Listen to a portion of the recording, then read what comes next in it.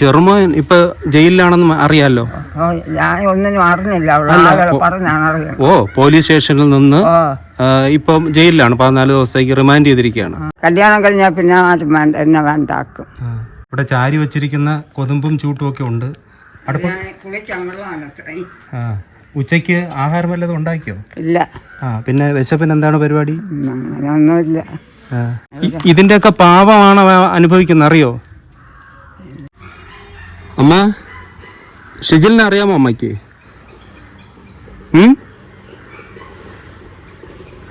അവത് ചെയ്യൂ അമ്മ ഇങ്ങനെ? ഒന്ന് എടുത്തിട്ട് വരട്ടെ. ഈ അമ്മ എന്ത് പറയണം? ഓ, അത് ശരി. അപ്പം അമ്മയുടെ അഭിപ്രായത്തിൽ അവനങ്ങനെ ചെയ്യാൻ കഴിയില്ല. ചെയ്യൂല. ആ സഹോദരിയുടെ പിള്ള പൊടിയിൽ ഇവിടെയാണ് കൊണ്ട് ഇട്ടിരിക്കുന്നത്. അവൻ എപ്പോഴും കൂട്ടറിലൊക്കെ കൊണ്ടുപോകും, പള്ളിയിലും ഒക്കെ കൊണ്ടുപോകും. ഓ, അവള് പിന്നെ ഇത് ഈ ജോലി മരുന്ന് കടയിലാണ് കാഞ്ഞിരംകുളത്ത്. അപ്പൊ ഇവിടെയാണ് കൊണ്ടുവിട്ടിട്ട് പോകണം. അതുകൊണ്ട് എനിക്കറിയാം. അപ്പൊ പിന്നെ ഇത് ആര് കൊന്നെന്നായിരിക്കും പറയണേ? ഈ കൊച്ചിന്റെ വയറ്റിലൊരു ഇടി കിട്ടിയിട്ടുണ്ട്. അവള് ബിസ്ക്കറ്റും ഒക്കെ കൊടുത്തോണ്ടിരുന്നാണ്. അത് തന്നെ അമ്മ, ബിസ്ക്കറ്റ് കൊടുത്തല്ല. രാത്രിയിൽ ഈ കൊച്ച് കട്ടില് മലമൂത്ര വിസർജനം വരെ ചെയ്യത്തക്ക വണ്ണം വയറ്റിൽ അടിവേറ്റൊരു ഇടി കിട്ടിയിരിക്കുന്നു. അപ്പൊ പിന്നെ അത് ആര് ചെയ്തായിരിക്കും? അവൾ കൊച്ചിനെ അവളുടെ കടത്തിയിരിക്കും, നിന്റെ കടത്തിയിരിക്കും. അപ്പോൾ അവള് ചെയ്തതോ അവൻ ചെയ്തതോ? അപ്പൊ ഇവനെ കുറിച്ച് മനഃപൂർവ്വം പറഞ്ഞുണ്ടാക്കുന്ന? മനഃപൂർവ്വം ചെയ്തത് തന്നെ. അന്നൊരു പാവം. അമ്മയുടെ മോളെ മോൻ. അമ്മയ്ക്ക് എത്ര മക്കളുണ്ട്? എനിക്ക് 6 മക്കളുണ്ടായിരുന്നു. ഒരുത്തൻ 1 വയസ്സും 2 മാസം ആയാക്കൽ മരിച്ചു, ഒരുത്തൻ 8 മാസം ആയാക്കൽ മരിച്ചു. പിന്നെ ഈ 2 പെൺമക്കളും 2 ആൺമക്കളും. നമുക്ക് അങ്ങോട്ട് ഇരിക്കാമോ? അപ്പം അങ്ങനെ ആണെങ്കിൽ ഈ അമ്മ ഇത്രയും പ്രായവും അറിവുള്ള ഒരാളാണ്. അപ്പോഴിവ അങ്ങനെയൊന്നും ചെയ്യൂല. ഞാൻ പള്ളിയിൽ പോയി ആക്കൽ ആളുകൾ പറയണം അവൻ അങ്ങനെ ചെയ്യണവനല്ല. ഏത് പള്ളിയിലാണ് പോണത് നിങ്ങളെല്ലാം? ചാണിയിലാണ്. അപ്പൊ ഈ ഇവിടെ ഒരു അച്ഛൻ്റെ ഇതുമായിട്ട് ബന്ധപ്പെട്ട് അച്ഛനാണ് ഇതെല്ലാം ചെയ്യിപ്പിച്ചെന്നൊക്കെ പറഞ്ഞ് പാസ്റ്ററിനെ കുറിച്ച്. അതെ, അങ്ങനെ തന്നെ ഇതെല്ലാം ഉണ്ടാക്കിയത്. അതെന്താ അങ്ങനെ പറയാൻ കാരണം? അവര് സംബന്ധം കൊണ്ട് നല്ല ചെറുക്കനായതുകൊണ്ട് സംബന്ധം കൊണ്ടുവന്നാക്കൽ പറഞ്ഞ് പിന്നെ അത് ഒരു സംബന്ധം കൊണ്ടുവന്നു. അപ്പോൾ പറഞ്ഞ് വേണ്ട, പള്ളിക്കാർ കൊണ്ടുവരും. അത് അവളെ തള്ളയും അങ്ങനെ തന്നെ. ഇതുപോലെ അവനെ കളഞ്ഞും വെച്ച് വന്ന് കിടന്നു. അതുപോലെ തന്നെ അവളും അവിടങ്ങളിൽ ഒരുപാട് സംബന്ധം വന്നിട്ട് ആക്കും വേണ്ടെന്ന് പറഞ്ഞു. അപ്പോൾ ഈ പള്ളിക്കാരാണ് നടത്തി കൊടുത്തത് ഇത്. പിന്നെ ഞാൻ ഒന്ന് ചോദിച്ചോട്ടെ, അമ്മയുടെ ചെറുമോൻ തന്നെയാണ് ഇവൻ. ആ പെണ്ണിനെയും കുട്ടിയും വേണ്ടെന്നുണ്ടെങ്കിൽ അങ്ങ് ഉപേക്ഷിച്ചുകൂടായിരുന്നോ? അവൻ വേണ്ടി ആക്കൂല. ഇത് അവരെഞ്ഞു കൊണ്ട് വിട്ടത്. പറഞ്ഞിട്ടുണ്ടോ അങ്ങനെ? വേണ്ടാന്ന് പറഞ്ഞിട്ടുണ്ട്. അവര് കിടക്കണത് 2 പേരും 2 മുറി. ഓ, അത് ശരി. അവിടുത്തെ വസ്തു വിറ്റ് വരും, ഇവിടുത്തെ വസ്തു വിറ്റ് വരും, എന്നിട്ട് ഒരുമിച്ച് കൊണ്ടുപോയി വേറെ എവിടെയെങ്കിലും വീട് വാങ്ങിക്കാം, അങ്ങനെ വല്ല പദ്ധതി ഉണ്ടായിരുന്നു? അവൾക്ക് വീടും വസ്തു ഒക്കെ എല്ലാം എഴുതി കൊടുത്തു. അവിടെ അത് വിൽക്കാൻ അവളെ പേരിൽ കൊടുത്തു. അവനൊന്നും പറയൂല. ഇത് പിന്നെ അവൻ്റെ പേരിലുള്ളതല്ലേ. ഇത് ഇവര് അവളെ പേരിൽ എഴുതി കൊടുക്കാൻ പറഞ്ഞാണ് വരക്കൊണ്ടായത്. എങ്കിൽ അവൾ പറഞ്ഞ് ഈ വീടും വസ്തു അമ്മയാണ് തന്നത്, എനിക്കെഴുതി തന്നത് അമ്മയാണ്. അപ്പോഴേ എൻ്റെ ആൾ പറഞ്ഞ് 5 സെൻറ്റ് കൊടുക്കാമെന്ന്. അമ്മയുടെ ആളിപ്പോഴും ഉണ്ടോ? ഇല്ല, അവർ മരിച്ചിട്ട് അതുകൊണ്ടായി.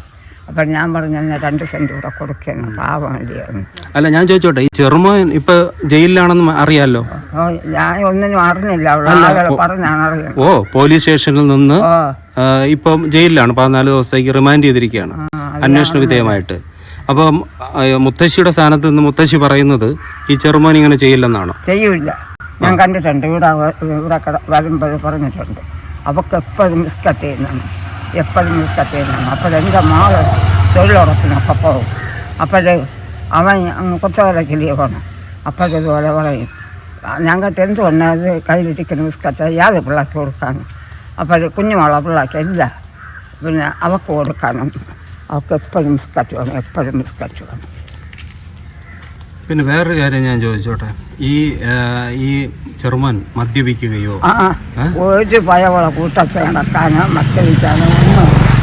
ബൈക്ക് വന്നപ്പോഴാണ് ബൈക്ക് കൂട്ടം മദ്യപിക്കില്ല? ഇല്ല ഇല്ല. അല്ലെ കള്ളം പറയണമെങ്കിൽ അപകടത്തങ്ങളൊക്കെ കെട്ടാവത്തങ്ങൾ പറയും.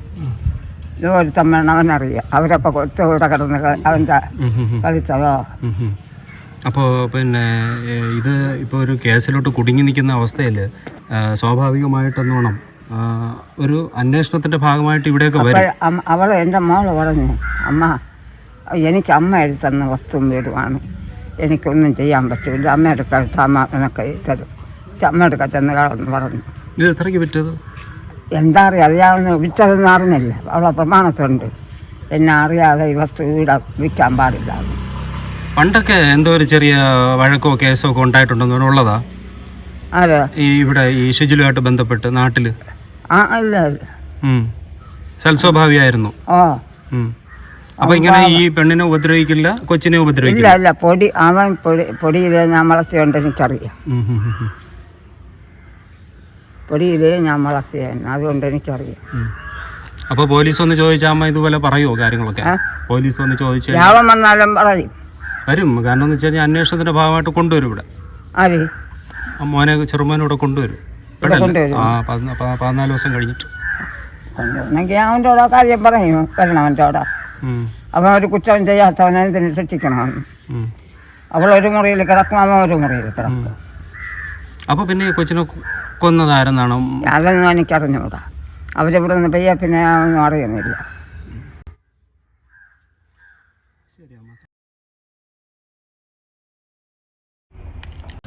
ഈ ഷിജിലിനെ വളർത്തി വലുതാക്കിയ ഒരു മുത്തശ്ശിയാണിത്.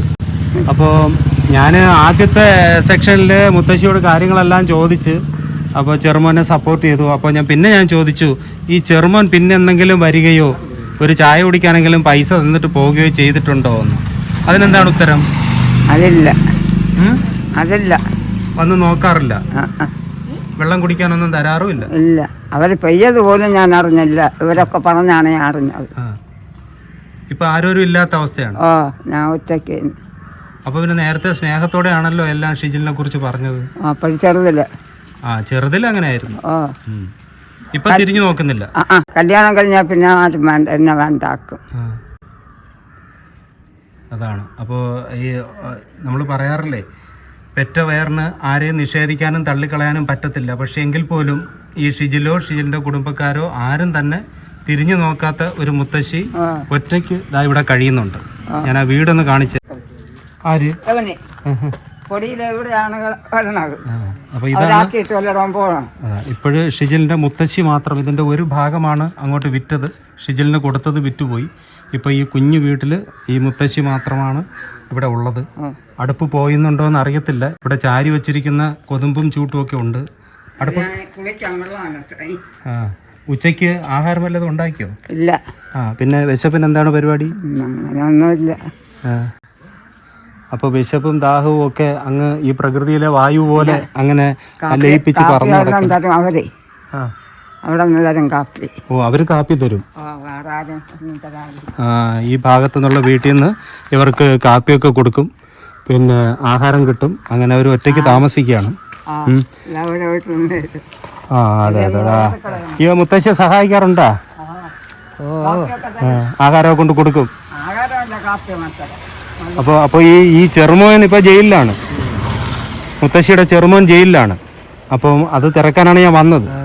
അപ്പോൾ മുത്തശ്ശിക്ക് ചെറുമോനെ കുറിച്ച് നല്ലതാ പറയാനുള്ളതൊക്കെ. അപ്പം അങ്ങനെ ചെയ്യില്ലെന്നൊക്കെ പറയണേ. പക്ഷേ വിവാഹം കഴിഞ്ഞ് പോയ ആള് ഇതുവരെ തിരിഞ്ഞു നോക്കിയിട്ടില്ല ഈ പാവപ്പെട്ട മുത്തശ്ശി എന്നാണ് പറയുന്നത്. ഈ നാട്ടുകാരാണ് മുത്തശ്ശിക്ക് അന്നം കൊടുക്കുന്നത്, വെള്ളം കൊടുക്കുന്നത്, സംരക്ഷണം കൊടുക്കുന്നത്. ഇതിന്റെയൊക്കെ പാവമാണ് അനുഭവിക്കുന്നത്, അറിയോ?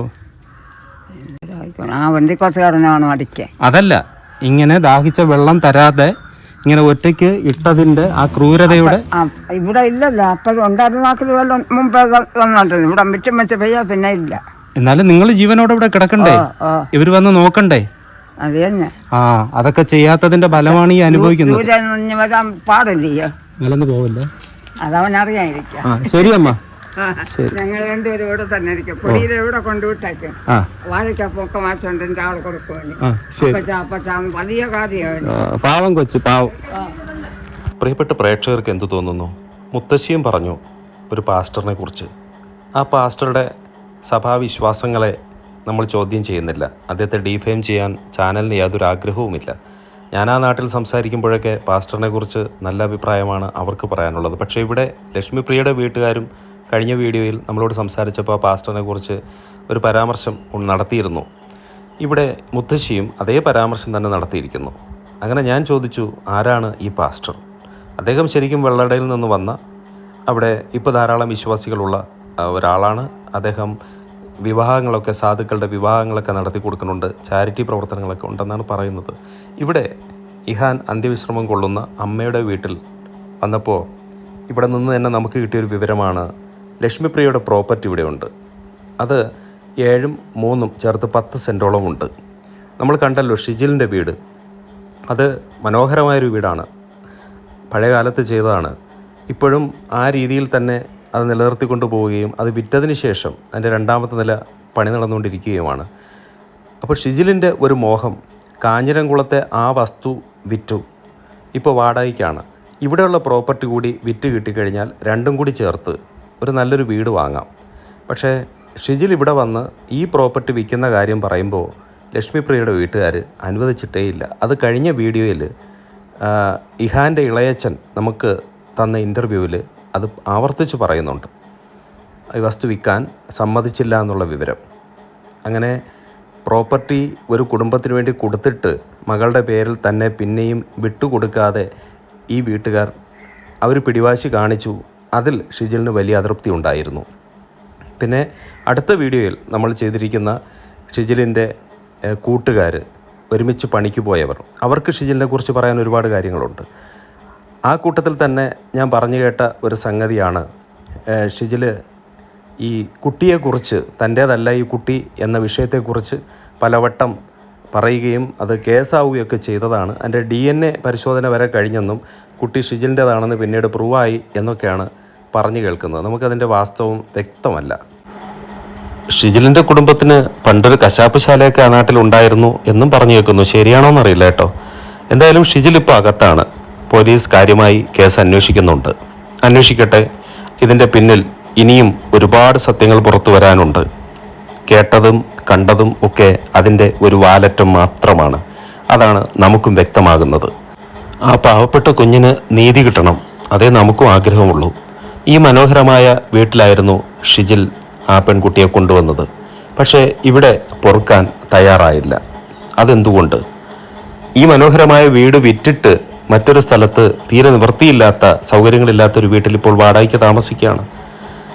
ആ വീട്ടിലെ അസൗകര്യങ്ങൾക്ക് കാരണമായ, അല്ലെങ്കിൽ ഈ നല്ല വീട്ടിൽ താമസിക്കാൻ കഴിയാതെ പോയ ആ സംഭവങ്ങളുടെ, ആ ശത്രുതയുടെ പിന്നാമ്പുറത്തു നിന്നാണ് ഈ കൊച്ചിൻ്റെ കൊലപാതകത്തിലേക്കുള്ള കാര്യങ്ങൾ നീളുന്നത്, നടന്നെടുത്തത്. ഒരുപാട് പേർക്ക് ഇതിൽ പങ്കുണ്ടെന്നും ധാരാളം പേരുടെ അശ്രദ്ധയും വിട്ടുവീഴ്ചയില്ലായ്മയുമാണ് ഇതിൻ്റെ പിന്നിലെന്ന് നമുക്ക് മനസ്സിലാവും. അടുത്ത വീഡിയോയിൽ ഇദ്ദേഹത്തിൻ്റെ കൂടെ, ഷിജിലിൻ്റെ കൂടെ ജോലിക്ക് പോയ ആൾക്കാരൊക്കെ നമ്മളോട് പല കാര്യങ്ങളും പറയുന്നുണ്ട്. ഈ ഷിജിലിനെ സംബന്ധിച്ച് ഷിജിലൊരു മദ്യപാനിയോ അങ്ങനെ ഏതെങ്കിലും വിധത്തിലുള്ള ലഹരി ഉപയോഗിക്കുന്ന ആളോ ആയിരുന്നില്ല. കുറച്ച് ഹൈപ്പർ സെക്സ്വാലിറ്റിയെക്കുറിച്ചുള്ള പരാമർശങ്ങളാണ് പോലീസ് ഇപ്പോൾ പറഞ്ഞു വയ്ക്കുന്നത്, കണ്ടെത്തിയിരിക്കുന്നത്. ഹൈപ്പർ സെക്സ്വാലിറ്റി എന്ന് പറയുന്നത് അതൊരു കുറ്റമായി എടുത്ത് കൈകാര്യം ചെയ്യുന്നൊരു സമൂഹത്തിലാണ് നമ്മൾ നിൽക്കുന്നു എന്നുള്ളത് കൊണ്ടാണ് വാട്സപ്പ് ചാറ്റിനെക്കുറിച്ചും വേറെ ലേഡീസുമായിട്ടുള്ള ബന്ധങ്ങളെക്കുറിച്ചുമൊക്കെ ഇങ്ങനെ കൊട്ടിഘോഷിക്കുന്നത്. ഭാര്യയുടെ ഭാഗത്ത് നിന്ന് കിട്ടാതെ പോയ ആ ഒരു പരിഗണനയ്ക്ക് പുരുഷൻ മറ്റ് സ്ഥലങ്ങളിലേക്ക് അവസരങ്ങൾ തേടിയെങ്കിൽ അതിനെ ചാനൽ ന്യായീകരിക്കുന്നൊന്നുമില്ല. അതൊക്കെ കാലം തീരുമാനിക്കട്ടെ, നിയമങ്ങൾ തീരുമാനിക്കട്ടെ. നമുക്ക് അടുത്ത വീഡിയോയിൽ കാണാം. സ്നേഹം, നന്ദി. സാഫ്രോൺ.